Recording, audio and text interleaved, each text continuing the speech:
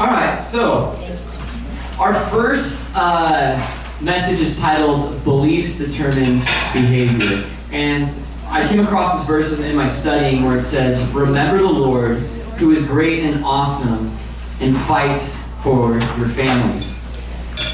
The world's culture, everything is coming after your kids. They want your kids to buy their stuff, to think like them, to do what they want them to do. And it's our job as parents to protect our children from the world that's coming after them. And the best way to protect them at this stage of their life is through communication. It's through communicating with your teens. But as I said this morning, the word teenager and communication, like those words, they just do not mesh, right? Like you think about when you were a teenager and you're like, man, I do not like talking to my parents. And then every kid that came tonight were like, my parents absolutely dragged me here, and I don't like the idea of talking to my parents. No one really likes talking to their parents when they're teenagers. It's just the reality. It's hard, but it's worth it. And we need to realize it's important to us, right? So, what is communication? Communication is a process by which information is exchanged between individuals, a technique for expressing ideas effectively, as in speech. So it's an exchange of ideas. Kathy Cook, in her book, Start with the Heart, and I have all these books over here that I'll be quoting if you guys want to check them out. There I discovered a change can actually mean to exchange. She says this was like a huge moment for her, that when you're talking about communication, it's giving something and then expecting the other person to take those thoughts and to change or to respond to them, and then for that person to give thoughts and give them back, right? So this can be kind of difficult, right? Because the younger generation constantly feels belittled.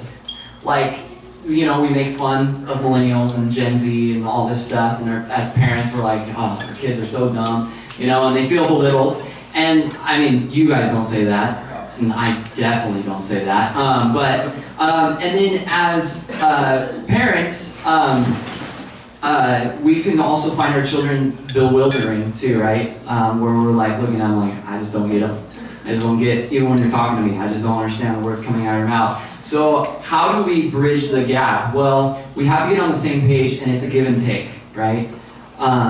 The communication is an exchange of ideas, right? So let's talk about what communication is not. Communication is not an interview, right? When you talk to your kid, are you getting a report of their performance? Like, what did you learn in school today? What did you learn in Sunday school today? You know, how were you when you were at their house? You're asking questions to see what was their performance. Instead, we should be sharing and receiving from our children, not setting our children up. Instead, what we should do is be sharing what God taught us that morning at church, or what we did at work, or whatever it might be. Are you sharing yourself with your kids? Or are you just expecting to get a good report back from them? So, are you also, as children, are you rating your parents? You know, one of the things that's interesting is when I talk to students, they talk about their teachers a lot. Like, Mrs. So-and-so is, you know, this, and this. And she does this, and this. And in your mind, as a student or as a child, are you thinking about your parents like, my parents are just like, blah, I would never want, like if you were to go to interview, I never want to work for this guy's a real whatever, right? Are you thinking those thoughts while your parents are talking? Communication is not an interview, okay? Communication is not an interrogation. Kathy Cook says your questions can feel intrusive as if you don't trust them. She also says, how do you get your teens' attention? You usually start with questions. Starting with questions can make your kids' interrogation radar come up, and the barriers to communication come down. So are you just like listing, going off the check mark? Like in the packet, there's like, here's some good questions to ask your kids. You're like, okay, I know I'm supposed to, like, I went to the conference, I'm gonna start on Monday, and you're just checking off the list, but not really listening, right? Or you're wanting to find out who were they with, or who have they been texting, you're like trying to do the interrogation. Are you interrogating? Communication is not presentation, right? You adults, do you guys remember when your parents would lecture you, right? Anybody ever have a parent that would just sit you down and just like speak, just like preach at you, basically? Do you lecture your kids, and when you're in a conversation, are you finding that your voice is dominating the conversation? Children, do you rehearse before your parents come to talk to you how you're going to respond like a criminal, right? Yep. Or you're like, okay, gotta get our story straight, right? Okay, so this is how I'm going to respond. Are you hoping that you say just the right words that will unlock the Pandora box that is your parents, and then maybe they will let you go to that concert with your friends or have that tool or bike or whatever you want, right? Are you hoping that if you respond correctly, then maybe I'll get what I want? Is that what you're doing when you're going into it? Which brings me to my next one is communication is not petition. Communication is not complaining so much about the situation that you're in to be able to get somebody to help you, right? It's not petitioning your parents. It's not petitioning your kids to clean up their rooms. That's not communication, that's commands, right? So that's very different. What we're talking about tonight is communication. Why is communication important? Well, to answer that question, how would you like me to answer that question? I can't make this. Jeez, man. It's hard to communicate without using words. It's incredibly challenging. Understanding and being understood is two of the greatest needs that any human has in a relationship. The answer to that question, why is communication important, well, try losing it, and then you'll realize how important it really is. And I know for many of you who've maybe lost parents, you would give anything to be able to talk to your mom and dad again. Or if one has moved away, it's like, man, if I just had that opportunity to communicate with them, that will show how important communication is, because it's through communication that we get to enjoy relationships. So understand that your kids are in your home for a very short period of your life. And then also kids, understand your parents aren't going to be as available as they were when you were in the home. You know, I often like trying to call my mom, she's not picking up. I mean, she's more available, but it's not every time I can get a hold of her. When I was at home, I could talk to my mom anytime I wanted to. So just understand this is a very important part. You will never win the heart without sharing and communication. For your children to want you to share with them, changes have to occur and improvements to remain. Your hearts have to be intertwined. Your motivational power and influence over their obedience comes out of the love you have for one another. Communication, good communication, comes out of the foundation of trust. One of the things I want you to know is your kids want you to communicate with them. One author said, we can't assume that just because our kids say they don't want to talk to us that they really mean it. I mean, look back on your teen years and how many times did you say that to your parents, but that wasn't really the truth, right? It was just putting up a front. Your parents want communication. As a parent, some of the best moments are when my child feels safe enough to open up to me and tell me their dreams, their fears, their thoughts. It's a gift. It's a gift when that happens. I mean, like, it will make a parent's day when a kid opens up and shares what's going on inside. So whose job is it to communicate? Both. Both parties are responsible for communication. That's why I don't just do a parent conference on communication. Because, listen, it's for you as teens, it's just as important that you're communicating with your parents as it is for your parents to be communicating with you. When we went to camp last year, we rented some kayaks, and it was miserable. Because we decided, like, they said, you know, go with the wind to your back. Like, everyone's having PTSD. I saw Brianna's face. You know, they said go with the wind to your back this way, and then, go into the wind first, because you're gonna like be fresh, and then let the wind take you. Well, it took us right past the bay, and we were like way super far. And Brian like had the knowledge to get his phone up and get the GPS as we're out there, and we're like, oh, this is so far. So what we started doing was we started taking all the kids who didn't have good character and good strength, and putting them with the stronger leaders so that they could compensate for the rowing. But one thing I learned very quickly about kayaks is if you do not have a good teammate to help you steer, it totally kills the situation, doesn't it? Right? Like if they're rowing one way and you're rowing the other way, the kayak goes like this, right? As you're going, like you gotta be like left, right, left, right? It's both parties participating. Communication is not communication if both parties are not engaged. It's just presentation. It's just interrogation. It's just interviewing. It's something else. Communication is two parties engaging and giving and receiving, okay? Now the question is are you afraid to communicate with your child or with your parents? What if I say the wrong thing? Or what if I get in trouble? Or what if they really know what I've been doing? But if you have to understand, you're not going to get anywhere in your relationship with your parents or with your child unless you allow conversation to be the mode of transportation in your life. In James chapter 3, verse 3, it says, "Indeed, we put bits in horses' mouths that they may obey us, and we turn the whole body. Look also at ships, although they are so large and are driven by fierce winds, they are turned by a small rudder, wherever the pilot desires." Warren Wiersbe said this, "Both the bit and the rudder must overcome contrary forces.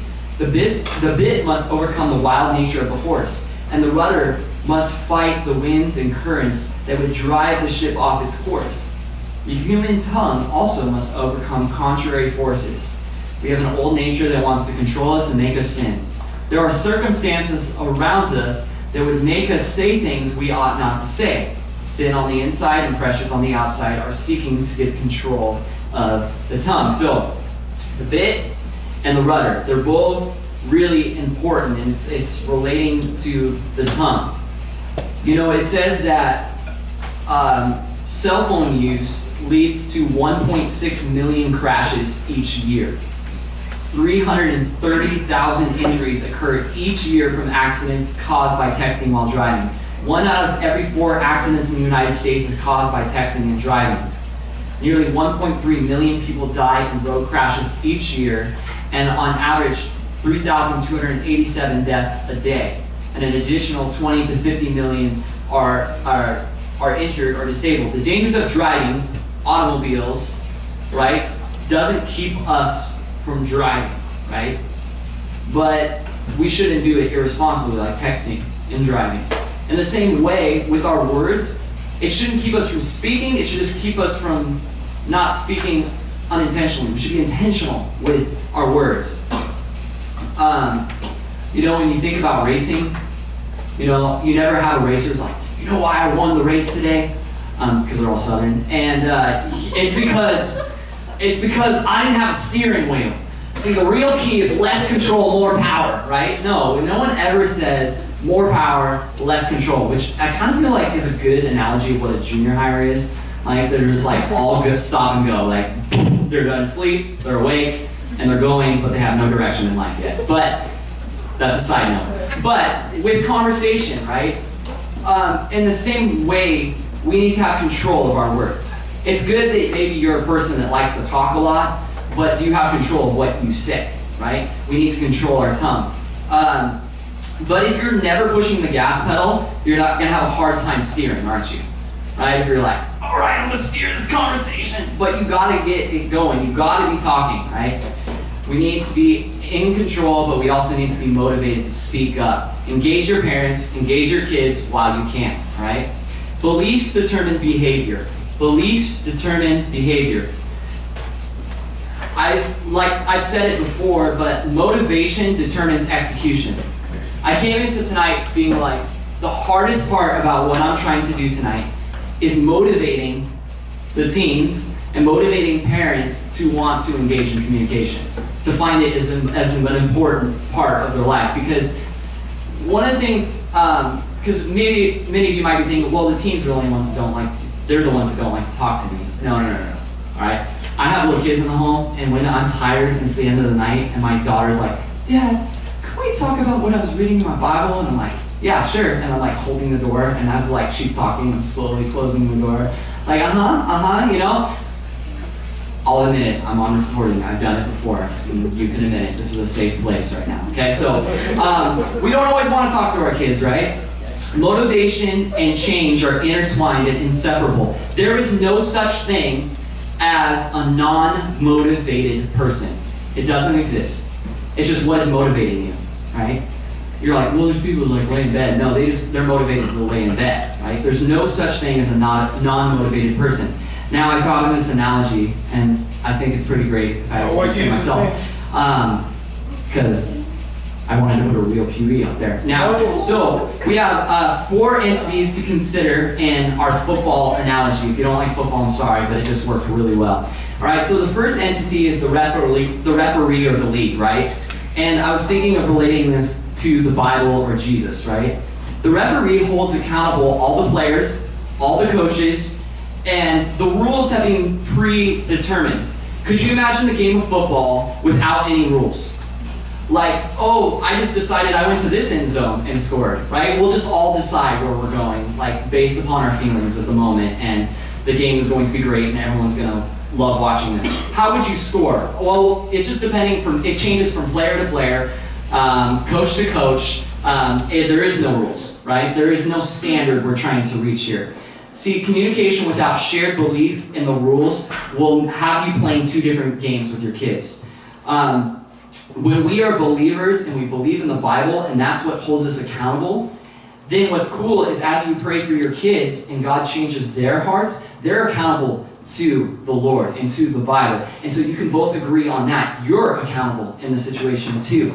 So having a meta ethic that covers your family is incredibly helpful, because otherwise you're just making up the game as you go, right? The next one is the coach, right? Or what I would consider the parent. You're like a coach. What do they say? If you can't play, you coach, right? And the same way as a parent, we're not the ones that are making the decisions for our kids. We can't be there all the time, but it's our job to coach them. It's the sole job of the coach to prepare his players to play the game to the best of their ability. That wasn't one of those slang words. Each player has different positions and has to be coached differently. The coach understands that it's not his job to play the game, but understand it better than the players. But he trusts the players, specifically his QB, to respect his calls, but also maybe run an audible for them to win the game. Coaches teach their players to be disciplined and encourage them when they do things right. Right? So that's what it means to be a coach. Now for a QB, the job of the QB is to understand the game, but also to understand the perspective of his coach and the style that he likes to play the game, right? And it's very similar for us in our families. The Bible overrides everything. And if your coach is like, well, we're going to cheat here, you don't follow what your coach says, right? You follow what the league says. But we all have different approaches. Every family is different, right? We all look different, and we have all different levels of strictness and discipline and workout schedules, all that kind of stuff. In the same way, we have to understand that as children or the QB. You're responsible for executing the plan. He has to be able to have trust in his coach and respect the rules of the game. All right, so that's what I was kind of thinking about as we're thinking about this football analogy. But when you have a breakdown in communication between the coach and the QB, either before, during, or after the game, you're not able to succeed as a team, are you? When there's strife going on, or the headset's not working, or the calls are not being communicated, or there's not discipline there, communication is key for them, right? So, going along that line, I want to look at the Bible and what it has to say about communication, because this is what we all look at. Number 1, the Bible says that your family is important. Your family is important. Consider these facts, okay? Marriage was the first institution set up by God in the Bible. God also identifies with believers and the nation as a father. He reveals the intimate relationship of the Trinity and the Father and Son. Much of the Old Testament is just dedicated, like you get to the book of Chronicles or Numbers, and it's just like, and the family of so-and-so had so many people, or so-and-so begot so-and-so. It's like all about families. Families are incredibly important to God. So your family is important to God. But many will say, well, my family's super messed up. It's not like your traditional family. It's not what you would expect of a family. Listen, God knew what he was doing when he put you in your family. And when he put you in your family, he knew that it would make you more like Jesus. Right? You don't get to choose your family. Romans 8:28 says, and we know that all things work together for good to those who love God and to those who are called according to his purpose. If you have any doubt that God can use your messed up family, just look at Jesus' family. Jesus, the Savior of the world, had one of the most messed up family lines of any family. So when you're like, man, I don't know, my family's really messed up, well, just look at Jesus's. Your words are super important. The Bible is very clear on this. Proverbs 8:21, death and life are in the power of the tongue, and those who love it will eat its fruit. Proverbs 18:4, the words of a man's mouth are deep waters. The wellspring of wisdom is a flowing brook. Proverbs 10:11, the mouth of the righteous is a well of life, but violence covers the mouth of the wicked.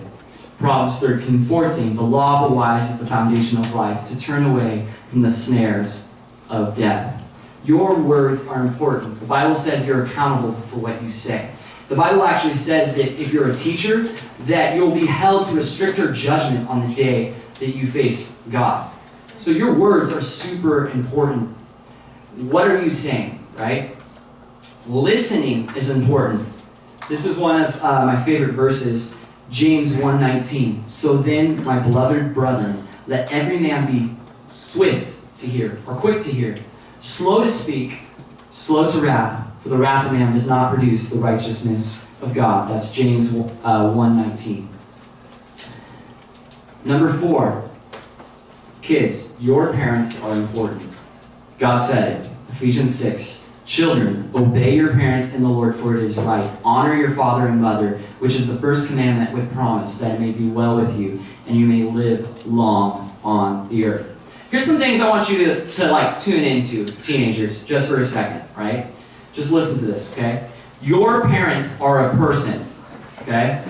We can easily forget that your parents are real people. They're people, okay? Jessie Minison, in her book, Family, How to Love Yours, said this: as a teenager, I was one of the worst offenders. I viewed the world as an entire planet of orbiting around me.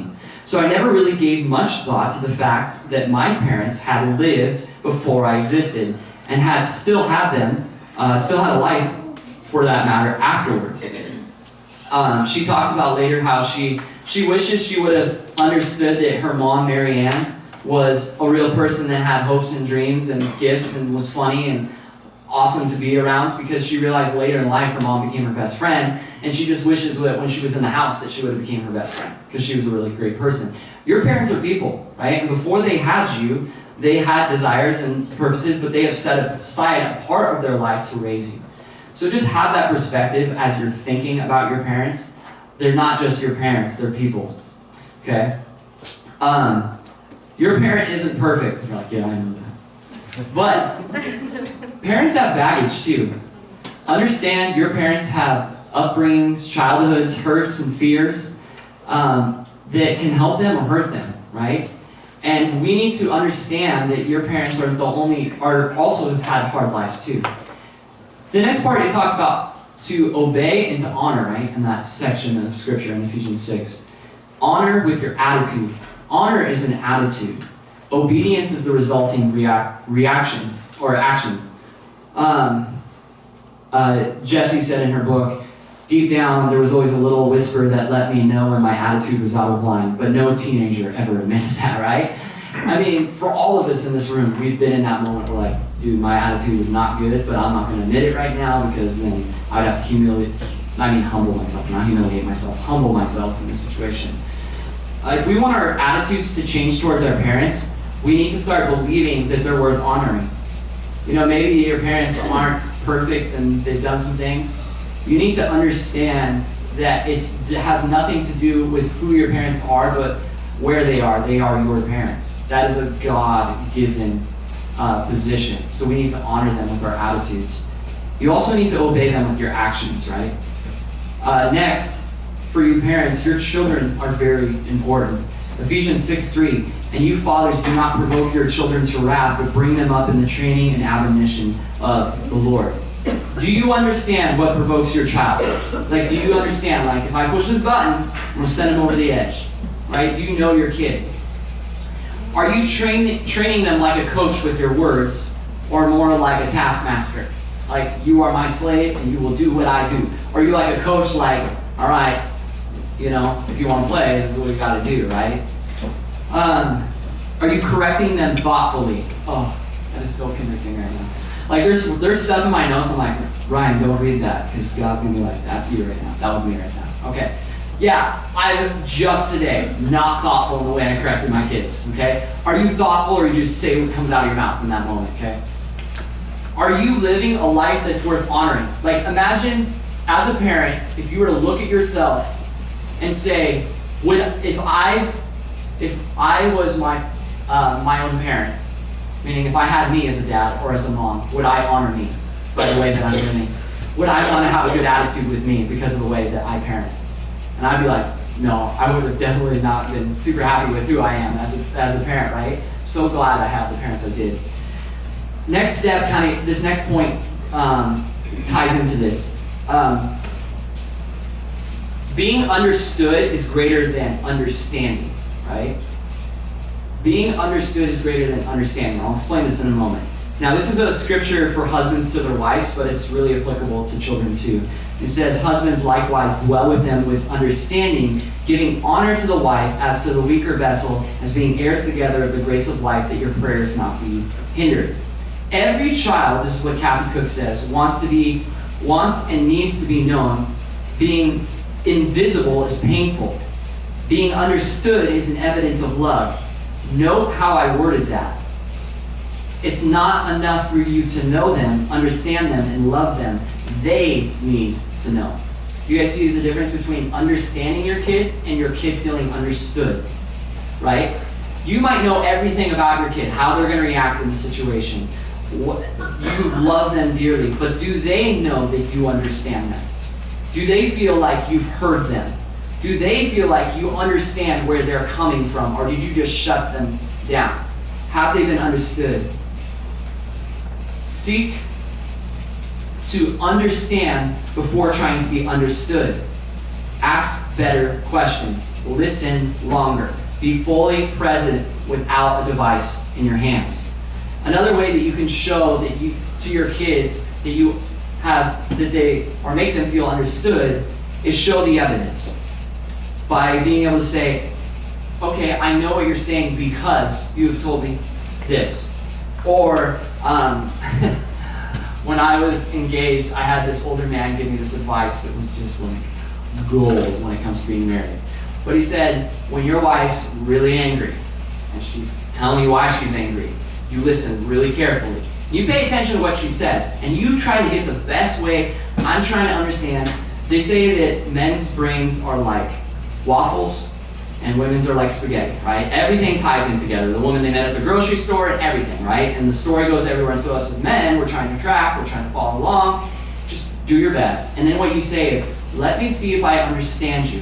What you are saying is, and then you repeat back what they said. And then they're going to say, no, that's not at all. And then they're going to start the story over, and then you're going to listen again, and you're going to keep doing that until they finally go, yeah, that is what I'm saying, right? And with your kids, sometimes they're not going to even know what they're saying. They're just saying words, and they're trying to figure out their feelings and what they're thinking. And so by working that out, by asking them, this is what you're trying to say, and let them repeat it back to you before interjecting what you think, right? Does that make sense? All right, so make sure they're feeling understood. Listen longer, okay? Don't fixate, right? Don't fixate on what they're saying, okay?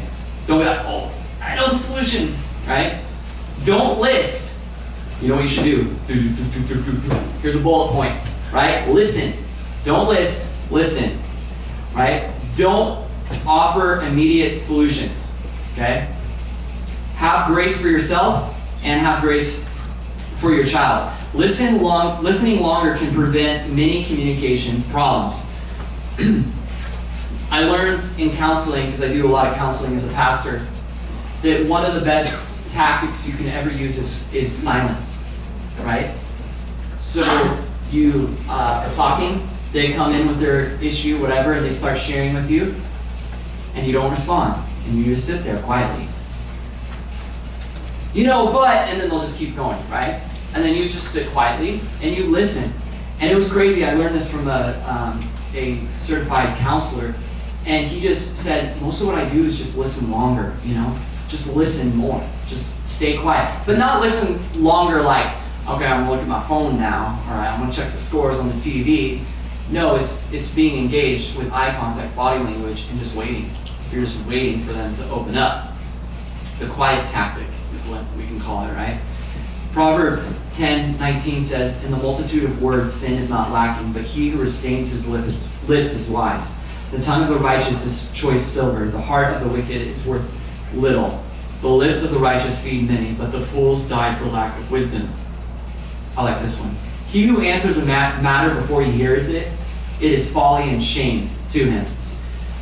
Do you hear your kids fully out, or do you just, because of their past record, expect them to say what they said the last time? Or do you fully listen and hear them out? When you rush to judgment, you end up looking foolish because you can risk misrepresenting the person, okay? Now this could also go for kids too. Do you just shut your parents down as they start to go, okay, here, and then like before you even heard the words, you think they're just gonna take your phone away or they're gonna ground you or whatever, and you cut them off and you interrupt them? Listen to your parents. Actively listen to your parents. It's worth your while. Use the right words. It's so important that we use the right words. Do you know that we use about 16,000 words a day, right? One estimate is that you use about 860 million words in your lifetime. In one lifetime, the average person speaks the equivalent of the entire text of the 20-volume Oxford English Dictionary more than 14 times. Or put it yet another way, the average person speaks the equivalent of the King James Bible more than 1,110 times in their lifetime. We use a lot of words. However, we average about 500 to 700 words of actual value. Like, this is the science, so like they said, like, you're using 16,000 words that day, but only 700 of them actually mattered at all. That is crazy. What are we talking about, then? Are you using your words just to waste life? Are you wasting your life and your kid's life with just fluff, right? Just things don't matter. Are you destroying life, or are you giving life? James 3:5 says, in the same way, the tongue is a small thing that makes grand speeches, but a tiny spark can set a great forest on fire. And the tongue is a flame of fire, its whole world of wickedness, corrupting your entire body. It can set your whole life on fire, for it is set on fire by hell itself. Words can be destructive. Words can be pointless, but words can also be very powerful and encouraging. Are there words that you need to stop using?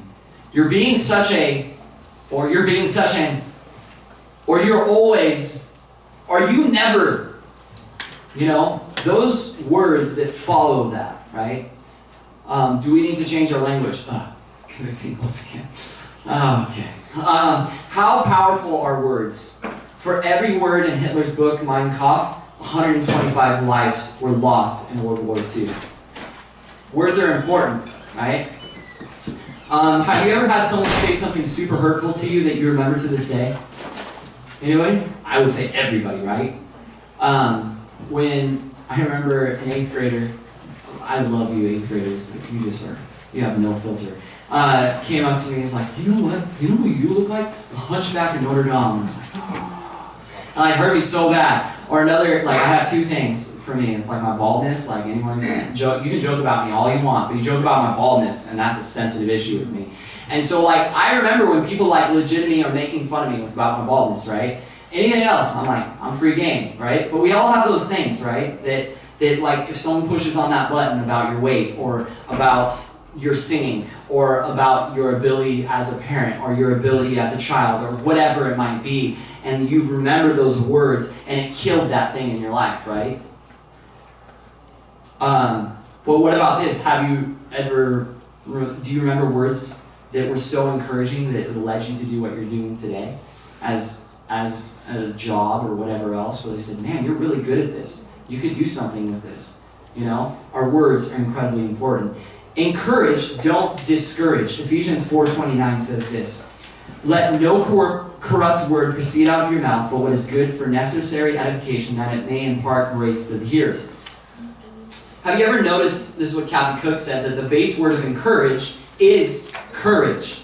When you encourage your children, you give them courage. They will be brave. Avoid discouraging your children because it means you have stolen their courage.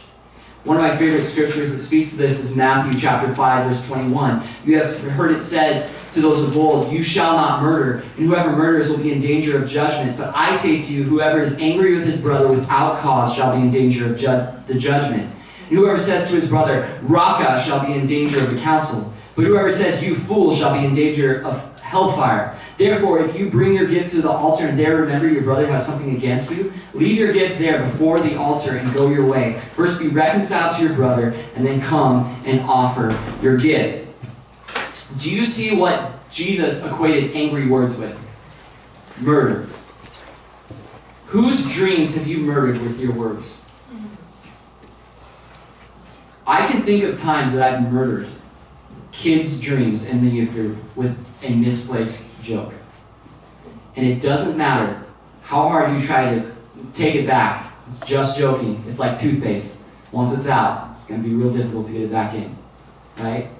Whose dreams have you murdered? Whose image, body image, have you murdered with your words? Jesus says, stop right now. Go make it right. Stop doing what you're doing. A person's entire life can be injured or destroyed by the tongue. Time does not correct the sins of the tongue. We must confess our sins of speech and keep the fire from spreading. Maybe the reason that your kid or your parent doesn't want to communicate with you is because you've been just so destructive with your words in the past. So they can't trust you with the gift of communication. Because see, the gift of communication requires what? Trust. You know, parents say some really awful things, you know.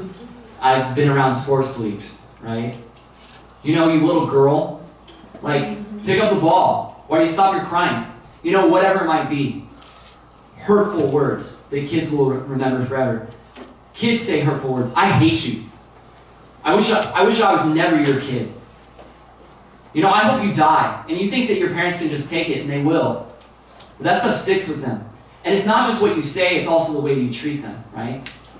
Those are hurtful words, and that's why maybe the communication's not happening. Because there's no trust in your relationship, right? And maybe some of you guys have been like, I'm coming here because I don't have any relationship with my kid to have communication. It's because there's no trust. And it requires trust to have communication. That's where it all starts.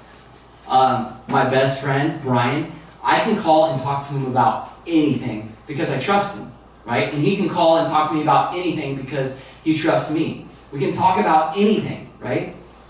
There's some people that I don't talk to because I can't trust them if they're going to interrupt me while I'm talking or try to fix me or try to whatever it might be. Are we trustworthy? So how do we build our trust again? Well, the foundation of communication is trust. For you kids, number one, be smart. If you're making bad decisions, don't expect your parents to trust you. Like, I don't know. And you know what? I feel like this might fall on deaf ears because I didn't listen to this instruction at all, and I think you might just have to grow out of it. But if maybe there might be one child here, it would be a miracle that we could put in a book or on the news. But make good decisions, right? I remember, like, I was dating a girl I wasn't supposed to be dating, and my parents grounded me for it, and then I was like, you don't trust me. I was like, yeah, because I lied to them, ran away from home, went behind their back. Like, why should they trust me, right? So, be smart. Be open. You know, one of the things I have a hard time with, because I was a habitual liar. I grew up in the church. I can lie better than anybody. So, I don't lie. Well, no, it's a lie. I do lie still. I need to come clean. Okay, so now, but I'm like an expert level 10 liar. So I can't stand liars, right? So the kids in the youth group, when they lie to me or they say something that's not true, I can like read through it because I'm that person and I can read it. So I don't trust that person. Now that kid that comes in and he's dropping the F-bomb and he's cussing and talking about his parent, I'm like, I love that kid. I'm like, not that I want the kids to cuss all the time in youth group. I'm not saying that. But what I'm saying is there's a sense of the fact that they're open with me makes me trust them more for some weird reason. Do you understand what I'm saying? Like the openness creates trust, okay? Be considerate of your parents, right? When they notice that you actually care about them as human beings and not just parent, they will trust you more. When you tell the truth, they will trust you more. When you're respectful with your attitude, they will trust you more. If you're patient, oh man, there's one thing as a parent, when your kids are impatient, man, that can just drive you up the wall. So be patient with your parents, right? Parents, if you want to gain trust with your kids, just because they have to rely on you daily doesn't mean that you have earned their trust, right? Just because they count on you doesn't mean that they trust you. Provision is not the same thing as protection. You may have provided for the body, but have you protected their heart? Number one, be transparent. How much do the kids know about your life, right? The more real you are with them, the more they're going to be real with you, okay? Be respectful of your kids. Do you respect your kids? Do you have an attitude towards them that respects them, just like you want to be respected? Be direct with your kids. Kids need direct, right? Don't, try to manipulate them. Be direct. Be humble. Oh man, a humble parent goes a long way. You know what? Abby, I'm super sorry. Dad lost his cool. It wasn't all right. There's no excuses for it. Your behavior was not the reason for what I did. Don't go, I'm sorry for the way I treated you, but you gotta, No, just own it and say, I messed up. And your kids will trust you way more. Be gracious. It goes a long way with a kid when they know they're busted. Like, you just got them. You got them. You got the evidence. They're gonna, they are in deep. And then you go, you know what? I'm gonna let it go. I'm like, what? Why? Because I love you, and I think you understand you did what was wrong. And I'm gonna be gracious in this situation. Be gracious. That goes a long way. Be patient with your kids. Don't expect instant results, right? Kids take a while. How do we repair trust? It's forgiveness. Forgiveness is giving up your right to hold a sin against another person or expect repayment from a person who's hurt you. Now, let me say this. Forgiveness means to let it go. How many guys grew up saying, I'm sorry, or it's okay? Anyone said it's okay, right? That's not the same, right? Someone comes up, I'm sorry, it's okay. No, it wasn't okay that they hit you with a bat in the face. That is not okay, right? But we say it. But that's what we say when I forgive you. Like, it's cool, I don't care anymore. No, you care, and it was not cool. But what it means is I'm going to let it go. Forgiveness is a financial term. It's when someone's racked up debt against you, you're carrying all that debt, right? Because you're not getting paid back. You're the one that's lost the money, not them. And you're saying, I'm going to forgive that debt. So what are you doing? You're saying, I'm going to take the hurt, and I'm not going to expect you to pay it back. I'm not going to expect you to hurt as much as I do to be able to forgive you, right? So forgiveness does not mean you agree to support the actions. It does not make you a doormat. It doesn't mean that you won't feel the hurt anymore. It doesn't mean that you wait indefinitely for the person to apologize before you forgive him or her. It doesn't mean forgetting. It doesn't mean trusting the person the same way as you did before the offense. Listen, you trust people that are trustworthy, right? But forgiveness is the beginning of trust. It's letting it go. Why do we forgive? The Bible says, and we be kind to one another, tender-hearted, forgiving one another, even as God in Christ forgave you. Why do we forgive other people, our kids? Why do we forgive our parents? Because God forgave you way more than you will ever have to forgive in your life. There's a story, this was about 10 years ago. There was this resistance army, the LRA, the Lord's Resistance Army in Sudan. And they would capture children around the age of like 11, and they would put fully automatic weapons in their arms, and they would have them kill other children, adults. And it was a children's army, right?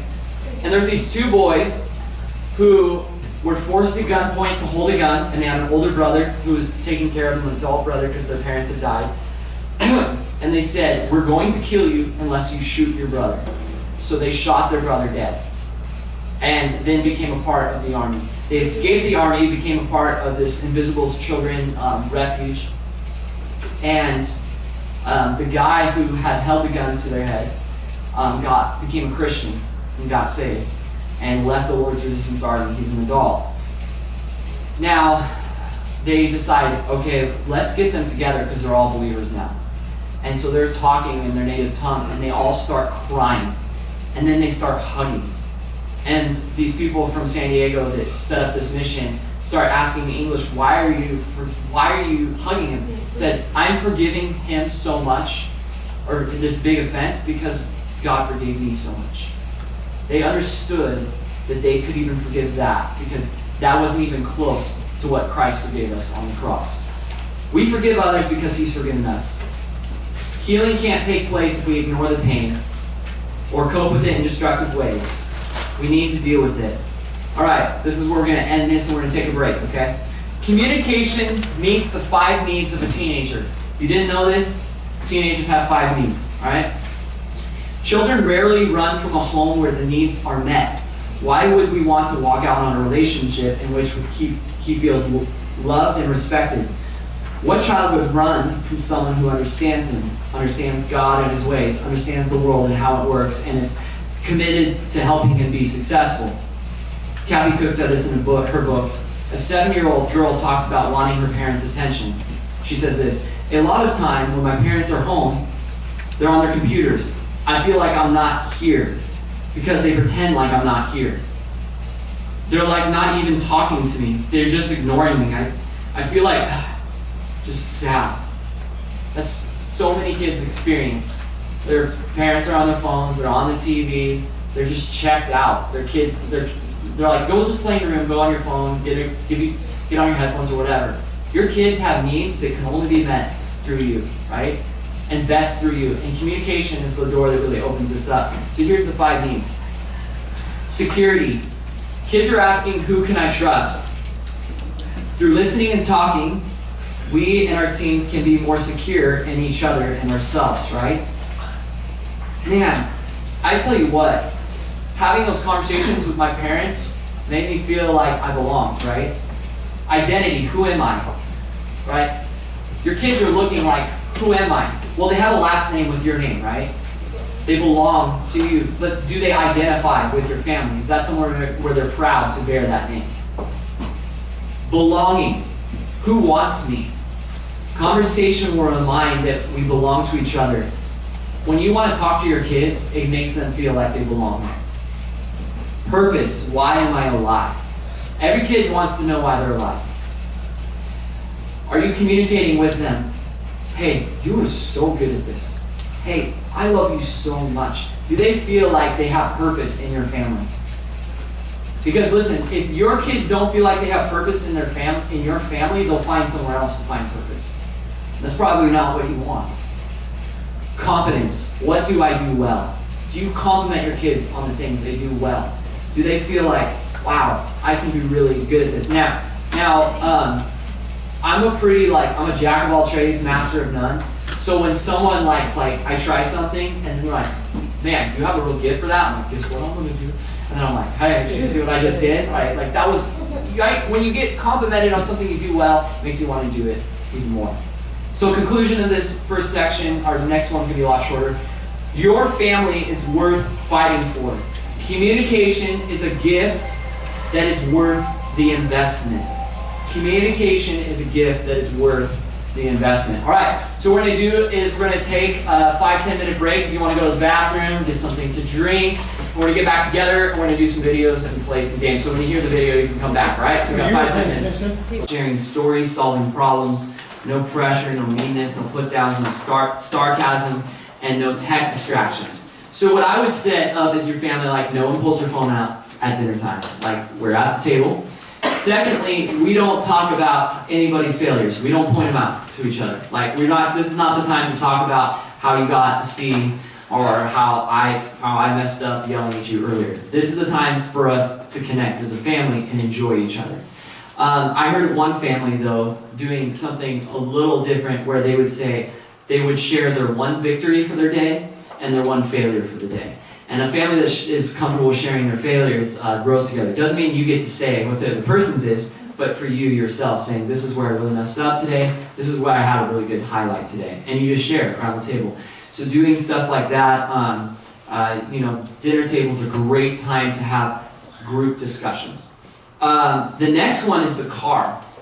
Kathy Cook says this, talking in the car can work well because teens no, we can't make much or any eye contact with them. This makes it easier to share challenging news. Teens will tell me, Dr. Kathy, when I know I'm going to disappoint my parents, I don't want to see the hurt in their eyes. So the car is great. It's a great place to talk because they can't leave. They have to listen. Of course, so do I. But because I can't run away either. But that's okay if they're listening to me. Okay, so the car is such a good spot. And we live in UyBorregoSprings, so we get a lot of good car time. So what I would say is when you go do your grocery shopping, take one kid. Don't take two. Just take one and enjoy the conversation. And let it be organic. You don't have to force it, like I said. It doesn't have to be interrogation. It doesn't have to be anything. And you don't have to expect much from it. Just talk, Here is one thing that I have a huge rule in my youth group about. No headphones in the car whatsoever. I don't think teens should have their headphones in the car. Why? Because you've just allowed them to disengage in the car from you, right? When you grew up, did you have headphones in the car? No, none of us did, and we grew up awesome. So, right? So, don't need it, right? Bedtime. Bedtime is a great time because it allows time to talk. Because there's no end cap to it. I remember being a kid, that's one thing I hated about talking to my parents. They were always too busy, right? So it was like, I finally had something to talk to them about, and then they had this window for me. And so if you allow times at bed, once they're in bed, go in the room, go talk to them, or the rest of the family goes to bed and you're talking in the living room, use bedtime for the long conversations where, okay, I'm gonna stay up late, it's gonna be hard at work tomorrow, but my kids are more important, or my parents more important. Ditch the technology. Being connected through our technology may make sense, but the human heart will always long for the deeper connection of person to person. Your kids are connecting all the time with people digitally.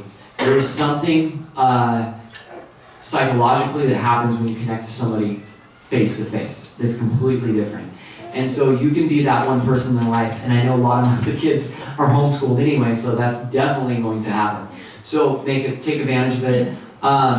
Some technology stuff, if you want to go on our YouTube channel, Undespised Youth website, YouTube channel, I did a conference last year for 2 hours of talking about technology and all that kind of stuff. But I'm not going to do that because I still want the kids to like me.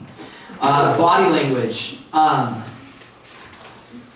Let's pay attention and provide helpful feedback about eye contact, facial expressions, and body language. So body language. Jessie said in her book, picture someone else using your body language and then try to imagine how it would make you feel, right? Think about how you're acting when your kids are talking. How would you feel if someone did that to you? Or as a kid, imagine how you would feel if someone was doing the same thing to you, right? How would it make you feel? Do you care about your parents' feelings in that situation? Body language is huge, right? There's this thing called leaking. Has anyone ever heard of leaking? Of course you have. We live in the desert. But not that kind of leaking. I'm talking about leaking. If you're in a conversation and me and Justin are talking, right? And I'm done with the conversation. Leaking is when you turn your foot out. Because you've now communicated, I'm about to move my body language this direction, right? Or even so much so as turning both feet. It's I'm ready to go. Now, understand something. Body language hurts more than words. Always. So if you are busy and you're communing with your body language, I have to leave, right? They're going to be okay, they're not interested in this conversation. Example, someone in this room. We were having a conversation this morning at church, and I realized we're having a good conversation, an important conversation, but I realized my kids are out on the grass unsupervised. So I said, hold on one second, I got to check on my kids. I'll be right back. So I went outside, checked on my kids, brought them in, came back into the conversation, okay? But if I were just to leave the conversation while this person is talking to me, it would offend them, right? Because my body language is communicating something, right? The way that you are postured, are your arms crossed? Are you looking at your phone? Are you looking off in the distance, right? Body language communicates a lot. Now, with teenagers, I have to say this, you're not mature enough to have all the correct body language, but as parents, we should be mature enough to have the correct body language. I learned in school, you can communicate 40% of what you want to say with your body language. And you're like, that seems like a lot. No, now that having a sister-in-law that can only use body language, it's true. You can communicate a lot with your body language. And then secondly, they say 20% with your tone. You communicate 40% of what you want to say with your body language and 20% with your tone, right? If your tone doesn't match what you're saying, you're not communicating, right? What you're actually saying. So think about that, body language and tone, which brings me to my next point, tone, right? How you say something. Does your tone communicate humility or pride? This goes for teens and adults. Are you being prideful or humble? Humility motivates us to try to become better people. Humble children can admit they don't know everything. What? Without humility, parents may pass the buck and blame others when things don't go well. Pride can cause parents to bully their children into being what they want them to be. So convenient. Proverbs 18:12. Before destruction, the heart of a man is haughty, and before honor is humility. Are you being a hypocrite? Right? Are you being a hypocrite? Meaning, are you, when you're speaking and communicating, are you really saying one thing with your words and another thing with your tone? I love you just so much, but, right? Like, your tone is communicating way more than what your words are saying, right? Being a hypocrite. Now, Romans 12:9 says, let love be without hypocrisy. We should not have hypocrisy. You're like, oh, that's impossible. Because when you guys most likely think of a hypocrite, you think of somebody who says one thing and does another. That is not a hypocrite, right? That is a human, okay? A hypocrite comes from the Greek theater. It means actor, the word. It's been transliterated. The idea is that back then in Greek theater, they would only have one or two actors, but multiple characters. So they would wear masks. And they would be pretending to act like something that they're not, right? Being a hypocrite is not, it's not the fact that you just have failure, it's pretending like you don't have failure, right? It's the lack of humility, the lack of transparency, the lack of being real. You can be honest and communicate that you have the same problem as someone and still correct them, right? You still can, as a parent, being like, hey, look, I have a real hard time cleaning up after myself too. I understand that, but we need to do better as a family, and I need you to clean your room right now, right? You can do that, but if you're pretending like, no, my room's fine, you know what I mean? You gotta be real. Is your tone optimistically resilient? Kathy Cook says, be optimistic, positive, encouraging, and enthusiastic. Admit it. Even as an adult, wouldn't you rather spend time with and listen to people who communicate in these ways?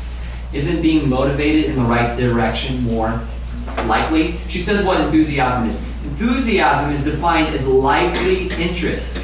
It's the opposite of indifference, and it is essential if you want your heart and your children's heart to be bound together. Just getting real. Everything your kid does is not amazing, right? Sometimes they do stuff and they want to show it to you and just not that good, and you just don't care that much, right? Okay? Okay, just me. Great. Scratch that off the camera. No parents being honest. Okay. All right? Like, look, I collected all these whatever. And you're like, cool, right? And it's hard. Sometimes you're just indifferent to whatever the kid's showing you in that moment, or you just had a long day or whatever else. But enthusiasm is lively interest. Oh, show me more about that. Now, we don't have to fake it, but we can actually ask questions that will build our enthusiasm. Optimism is more than happy talk. It's critical to resiliency. Okay, going through the last couple weeks recently, I've been struggling with optimism, right? Like, what is going to happen in the future? All of that. It's been hard. But what I've realized is optimism doesn't mean that you're not a realist. It means you're just choosing positivity, right? You're choosing to focus on what you're thankful for, not what you don't have, right? You're focusing on what you do have instead of you don't have. It's that whole, I'm focusing on the glass being half full, right? And so with your kids, focus on the good things they are, who they are. List them. You know, go home tonight in your journal, list everything good about your kid and see how it changes your thoughts about them. Instead of listing what the list we already have in our minds about how they're messing up. Kids, do the same thing about your parents. Tonight, go home, get a piece of paper, grab your phone, and list all the good things about your parents and see how it changes your perspective. We need to find the balance between authenticity and positivity. Be real. But one of the things is how do we fix our words? I tend to be a pretty transparent person for the most part. What's in my mind and heart usually comes out my mouth pretty quickly. I'm not a person that holds back a ton. And so I've had a really hard time with my mouth, and especially when it comes to being funny. Like funny always wins with me, right? I don't care, as long as it's funny, I'm gonna try it and see how it goes, right? And that can be a problem, and it really can, and I can have a hard time holding my tongue. But the key is if you fix your heart, you don't have to hold your tongue, right? If what's going on in your mind, what you're thinking is right, then you don't have to worry about what you say. The Bible says, for out of the abundance of the heart, the mouth speaks. So whatever's in your heart is what's going to come out of your mouth. So put good things in your heart. We have to guard our lips less when we've already guarded our heart. Listening exercises. Okay. Just anybody, you don't have to look at the person. You can look at the ceiling, but please just raise hands. So just for my sake, so I know you're alive. Okay. So how many of you have a serial interrupter in your family? Just somebody that just cuts off right when you're mid-thought and just jumps in there. Okay, all right. Yeah, we all have those people, right, that don't let you finish the thought. Okay. They're not very good listeners. Okay. It says, a fool has no delight in understanding, but in expressing his own heart. So if you have a habitual interrupter in the family, what I would say is, as a family, make a decision that you'll have an item in your home that is the listening item, okay? So you could have it be a stick, it could be a bat, it could be whatever you want it to be, okay? It could be something funny. And when you're going to go into a conversation, this is just an exercise, this is all the time. You give it to the person who's talking, and no one gets to talk until that person's done talking. You can't interrupt, you can't say anything. That person has the floor. And then when they hand it over to you, it's your turn to talk. And you practice that so that that serial interrupter can understand this is what it means to listen. Because listening is the most important thing, because you misrepresent people when you don't listen, right? And you also, this is one of the things that I've realized, I'm not a serial interrupter, but I just won't give you a talk. I won't give you an opportunity to talk in the first place. So I'll just keep going, right? So there's no interrupting. It's just Ryan's preaching another message. So what I have learned that broke my heart is I have walked away from meeting new people and realized I don't know anything about them, and they know everything about me. Because I didn't take the time to ask anything about them. I didn't learn anything about them because I felt more comfortable just talking. Some people just feel more comfortable listening, right? And it can be very challenging talking to somebody who's just loves listening so much. But as a talker, I have to learn to hand over the item. Okay. So what do we talk about? Talk about nothing, right? Talk about science, right? Talk about sports. Talk about entertainment. Talk about politics. See, when you're talking with your kids about things that just really don't matter, just those other 15,000 words we use in the day, it primes the deeper conversations because you're talking. You're getting used to talking. My sister and my mom have a really close relationship, and the reason they have such a good relationship is my sister texts her about stuff that just doesn't matter, right? She sees something that's funny, she texts my mom, she takes a picture of it, right? She's, Snapchat. They're always talking all the time about stuff that's not super important, but when my sister has something she wants to talk to my mom about that's really important, now there's already been a relationship that's built. Does that make sense? So you don't have to force every conversation with your children to be something really important. Have fun with your kids, right? But do also talk about deep conversations. Imagine we planted a microphone in your house. We're now going to play the recording for the rest of the group. What kind of conversations would we find in our family? What would be the number one discussions if you were to think about it? Would it be just about what you have to do or whatever? Would you be talking about God? Here's something else. I'm going to say, what I have seen with working with teens, and then also what I've read in research, is the amount that you are comfortable talking with your kids about intimacy is how far they think you are willing to talk about anything else often. The amount that you're willing to talk about that issue with them and how far you will go with that issue with them and being real with them, they will realize this is how far. Or in the same way, talking about your past, right, or whatever it might be, they go, okay, I can't talk to my mom about this because this is a very sensitive situation, like this is something, so I need to find somebody else to go talk to about this, right? So when it comes to deep topics, we need to be willing to take a step of faith. Sometimes it's scary when you put yourself out there that way or break through the awkward. Do it because it will be really helpful. Set apart specific times. Pastor Steve has told me many will think that it's all about the quality of time. But with children, the quality comes from the quantity. This is what Steve has told me for years. The quality comes from the quantity. And this is why I think we interrogate as parents. Because we only have a half hour on Friday to be able to talk to them after we get home from work.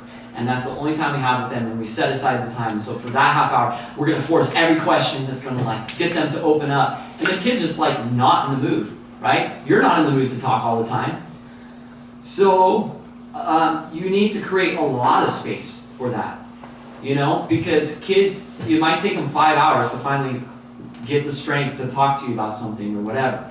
Do you allow time for you guys just to be together for long periods of time? Set apart specific time. One of the things the Mullers have done for years is they have date days. So is it once a month that you guys do? Or like, yeah, once a month per kid, okay? So they do once a month per kid, they spend time together. And what they try to do is they try to do things that are not super hard or expensive, so they go hiking together.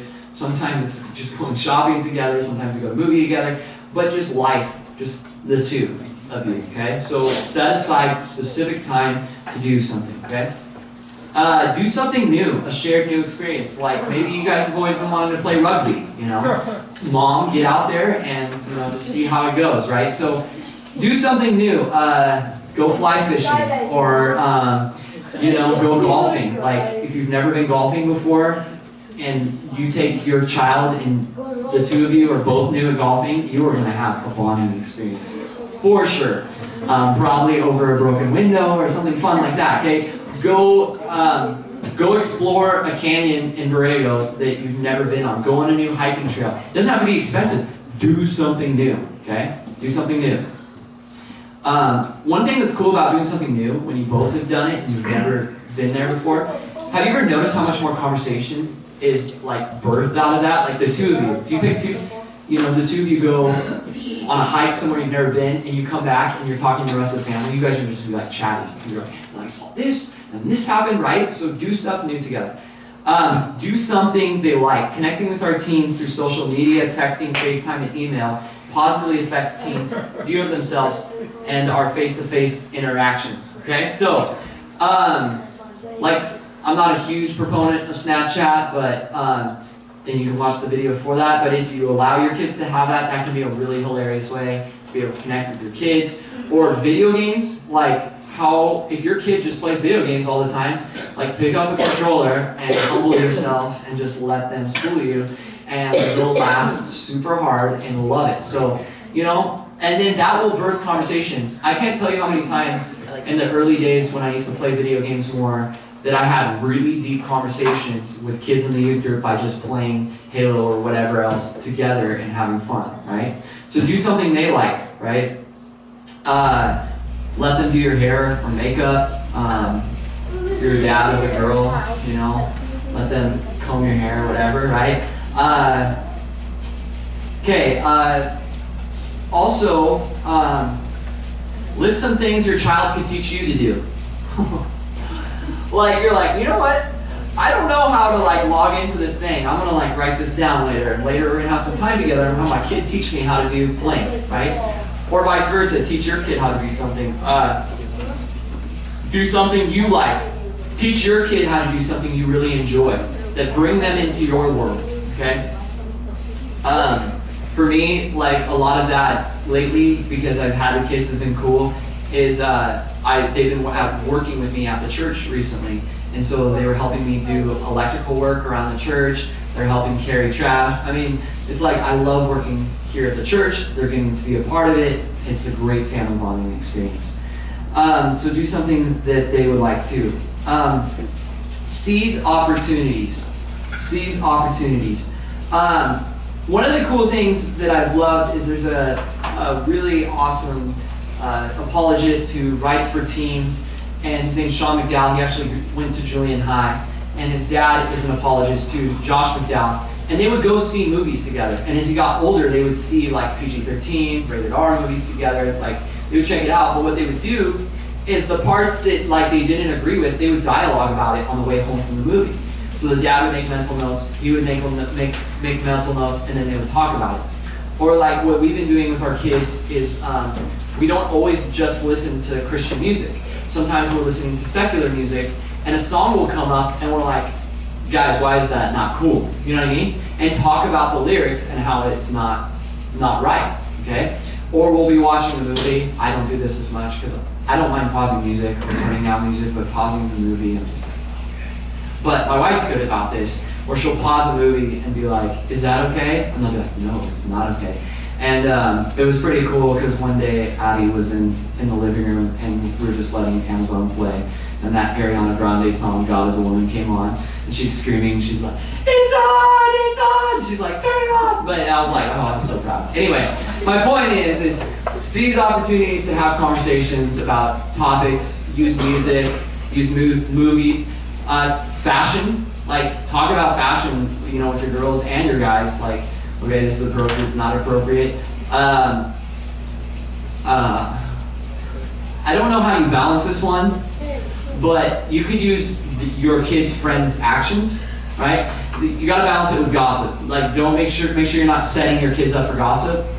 But in your own godly wisdom, if there's opportunities that arise, seize those opportunities where your kids are like, Mom, you will not believe what so-and-so did when they came home. And you'd be like, okay, let's talk about that. Let's not talk about them, but let's talk about the situation, about what happened, right?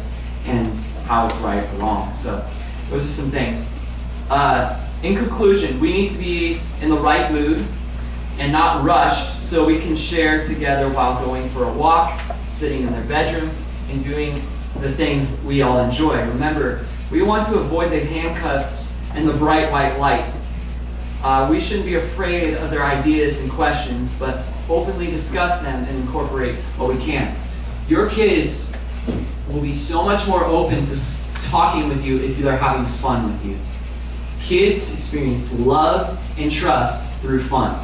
This is like a foundation stone of what we do here at Youth Group. We play games. Kids want to come, they trust us, they have fun with us, right? Go do fun experiences with your kids. Take the advantage of it, and that will open them up, okay? So that's the conclusion of the communication conference. So now I want to communicate something to you guys, a couple more things to you guys. We have the junior high and high school camp coming up. It was chaos trying to get it together, but we finally have it nailed down. The packets are over there. For the junior hires, it's going to be $160. For the high schoolers, it's going to be $250. What had happened is we went to Green Valley Lake every year with the junior hires. They raised their prices to $350. And I just figured if you have 2 junior hires, you just do not want to pay that kind of money. So I was like, let's find something that, can make sure that you can pay the SDG&E bill still. So that's why we're doing that. We're going to do our camp in Ramona at a big house, 25 beds. And so to be able, I had already promised the high schoolers that we were going to do camp separate from the junior hires. So to somewhat honor my promise, Monday and Tuesday is going to be a junior high free zone of the camp, okay? So, and that's why it's a little bit more expensive for the high schoolers. So they're starting on Monday, right? And so we'll meet here, travel up to Ramona. And I'm working on finding somebody to take the junior hires up, okay, to Ramona on Wednesday, okay? So,